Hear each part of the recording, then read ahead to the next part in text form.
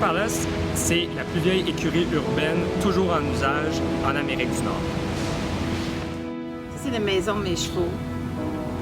Puis ça va devenir toutes sortes des affaires. C'est parce que ça reste une place verte. Ça reste une place humaine avec des animaux que le monde peut vivre. Loras Palace, c'est la dernière écurie urbaine patrimoniale en Amérique du Nord. Donc, c'est un site qui est tout à fait unique, qui est positionné entre des tours d'habitation. Donc, il y a une proximité incroyable entre les habitants et l'écurie, ce qui en fait un site qui est complètement extraordinaire. Une écurie qui a plus de 150 ans d'histoire, qui est située dans le quartier Griffintown à Montréal. Et c'est une écurie qui est toujours en usage, qui est située en fond de cour, en arrière d'une maison, et dans un contexte maintenant urbain. La Fondation Loras Palace participe en fait à la revitalisation de la plus vieille écurie urbaine toujours en usage.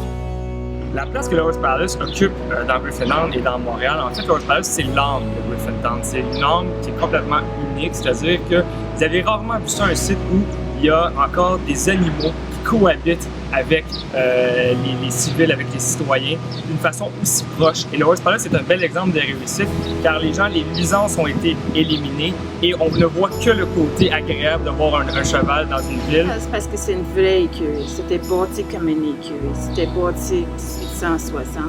Il y a toujours eu des chevals ici. C'est toujours été une écurie fonctionnelle. Les autres places, une c'était une cour de bois, puis l'autre c'était un boîte de ciment qui était pour, je pense Minneapolis, c'était là avant, ils faisaient des goudron. Et ça, c'est une vraie écurie. En fait, la différence avec les autres écuries, c'est que le Loras Palace, c'est des écuries historiques, donc ils ont vraiment une histoire. Ils sont dans un aménagement qui est vraiment particulier, avec la présence des armatures et un aménagement circulaire. Donc, le Loras Palace se distingue de son histoire et de son aménagement. Vraiment une écurie qui n'a pas été faite par un architecte, mais par les gens qui sont arrivés sur les lieux à l'époque. Ce qu'on souhaite dans l'avenir pour le Loras Palace, c'est de surtout préserver l'usage et la qualité de vie des chevaux. Puis par ce fait-là, ça va mettre en valeur l'histoire du Loras Palace. C'est sûr que les écuries ne sont pas assez en bon état pour être conservées. Donc, il y a des plans présentement qui sont en train d'être faits pour offrir des installations de qualité aux normes pour les chevaux, mais de vraiment pas trop altérer le site pour qu'on garde vraiment ces caractéristiques intéressantes à la base. Ce que je rêve pour Loras Palace, c'est qu'il perdure encore un autre minimalement 150 ans, qu'on y trouve plusieurs usages pour justement garder les chevaux présents, parce que c'est pas juste de conserver des bâtiments, la mission de la Fondation, c'est de préserver son usage, de voir encore des chevaux ici qui ont une utilité dans le cadre d'une vie urbaine.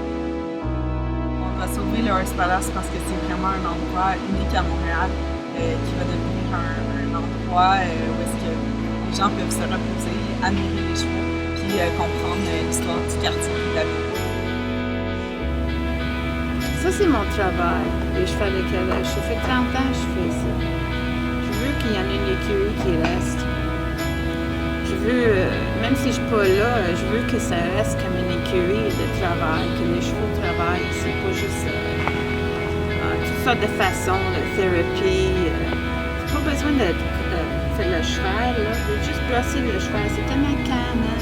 C'est tellement tranquille, ça devient serene. Le cheval, il sent ça te relaxe, ça t'a aidé à relaxer. Ça peut être bien une affaire comme ça, une centre de ça.